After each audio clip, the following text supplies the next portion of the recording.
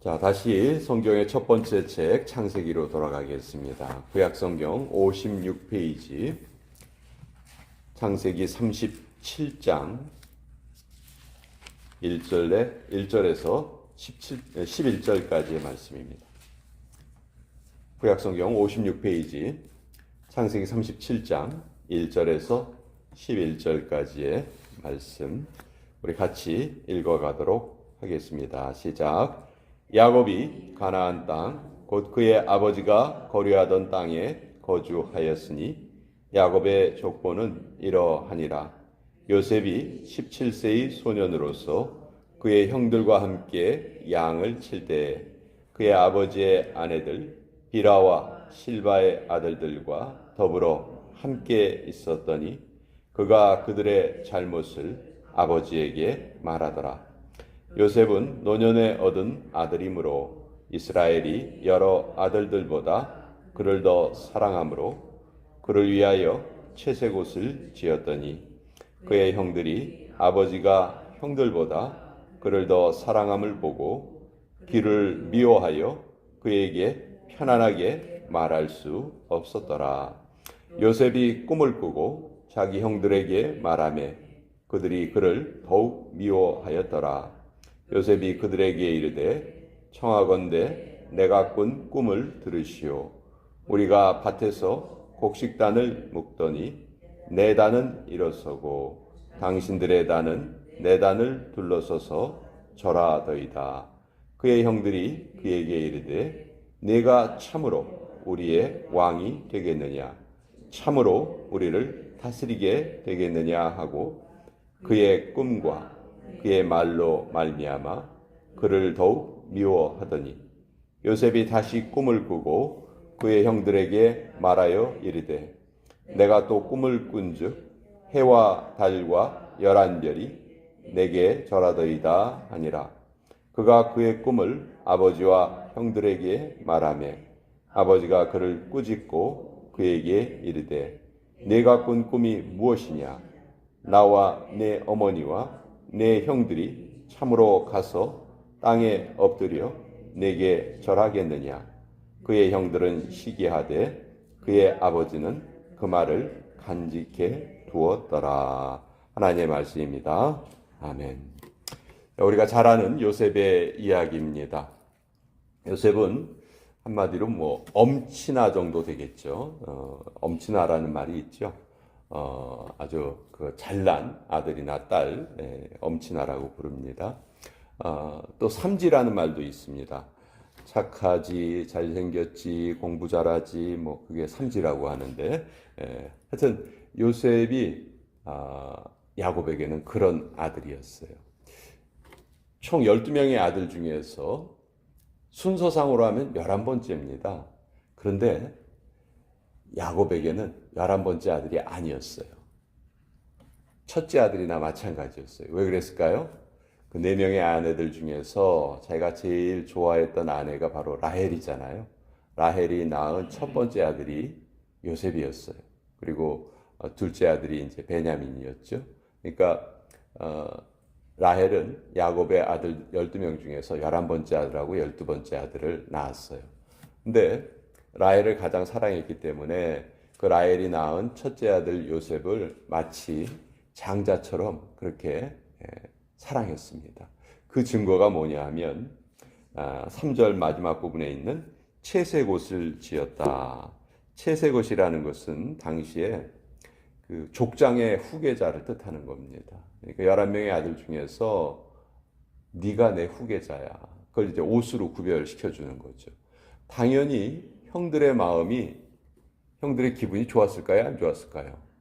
당연히 안 좋죠.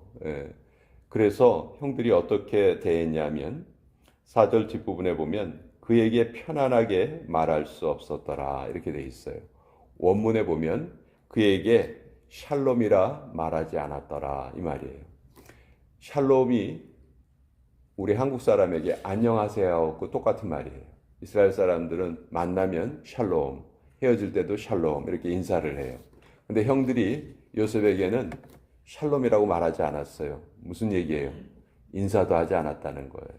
요셉이 인사를 해도 받지도 않았다는 거예요. 그만큼 아주 지금 관계가 안 좋습니다. 1차적으로는 누가 뭐라고 그래도 야곱의 잘못입니다. 아들이 12명이 있으면 어떻게 해야 돼요? 공평하게 사랑을 나눠줘야죠. 그렇죠? 그러니까 편애가 성경에도 보면 그 가정의 비극의 원인이 되는 경우가 참 많아요. 그 야곱이 그런 실수를 저지릅니다. 자, 이런 상황에서 이제 요셉이 꿈을 2번을 꾸는데 이 꿈이 또 요셉을 더욱더 힘들게 해요. 자, 첫 번째 꿈은 그 곡식단이 12개가 있는데 그 요셉의 곡식단은 일어서고 나머지 형들이 가지고 있는 10개의 곡식단은 그 자기의 곡식단을 위해서 향해서 절을 하더라. 그러니까 형들이 가뜩이나 지금 기분이 안 좋은데 이 말까지 들으니까 화가 폭발을 하는 거죠. 자, 그런데 또 한 번 더 꿈을 꿉니다. 이번에는 자, 해와 달과 11별이 내게 절하더이다. 예, 해와 달은 부모를 뜻하고 11별은 형제들을 뜻하는 거죠. 이 말을 하니까 이번에는 부모들까지도 특히 야곱까지도 요셉에게 화를 냅니다. 그를 꾸짖었다 이렇게 말하죠. 나와, 그러니까 내 아버지인 나와 내 어머니와 내 형들이 너에게 절을 한단 말이냐? 이렇게 이제 꾸짖었어요. 꾸짖었지만 13절에 보면 11절에 보면 이렇게 돼 있죠. 그의 형들은 시기하되 그의 아버지는 그 말을 간직해 두었더라. 이 꿈이 뭔가 의미 있는 꿈이겠다. 자, 그런데요. 여기까지는 참 좋았어요. 이제 이 이후에 창세기 37장에 나타나는 내용은 정말 비극적인 내용입니다. 이 형들이 요셉을 시기해서 요셉을 처음에는 죽이려고 해요. 요셉을 죽이려고 해서 그를 구덩이를 파묻고 이제 죽이려고 하는데 그거를 이제 그 형제 중에 하나가 막죠. 루벤이 막고 근데 루벤이 잠깐 자리를 비운 사이에 그 사막을 지나가는 행상들에게 팔아버립니다. 동생을 돈을 받고 팔았다. 이거 정말 그 당시 그 형들의 마음이 얼마나 삐뚤어져 있었던가 이걸 우리가 알 수가 있죠. 자, 요셉은 우리가 아는 것처럼 창세기에 나오는 4명의 족장 중에서 어떻게 보면 가장 그 큰 권세를 나중에 누렸었죠. 17살의 소년입니다. 17살의 소년이 지금 한 번도 가보지 않은 땅으로 노예로 팔려갑니다. 그것도 형제들에 의해서 그렇게 팔려갑니다. 자, 이 기억은요, 요셉에게는 정말 평생 지워질 수 없는 그런 아픔으로 아마 자리 잡았을 거예요. 자, 여기서 우리가 드는 질문이 있어요.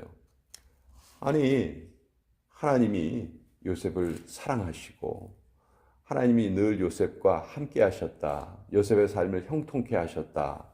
성경은 그렇게 말하는데 아니 그렇다면 하나님이 이런 일을 좀 막아주셔야 되는 거 아닌가? 형들에게 팔려가는 것을 좀 막아주셔야 되는 거 아닌가? 왜 요셉의 삶이 요 모양으로 풀려가는가? 자, 이 이후에도 노예로 팔려가서 거기에서도 정말 제대로 잘 살아보려고 했는데 또 누명을 뒤집어 쓰고 감옥에 갇히는 그런 상황에까지 이르게 되죠. 우리가 여기에서 그런 생각이 늘 든단 말이에요. 왜 하나님이 가만히 계셨을까? 자, 요셉의 메시지에서의 가장 중요한 것은 뭐냐면요. 요셉은 꿈꾸는 자예요. 꿈을 꿨어요. 근데 이 요셉의 꿈이 자기가 원해서 꾼 꿈입니까? 아니죠.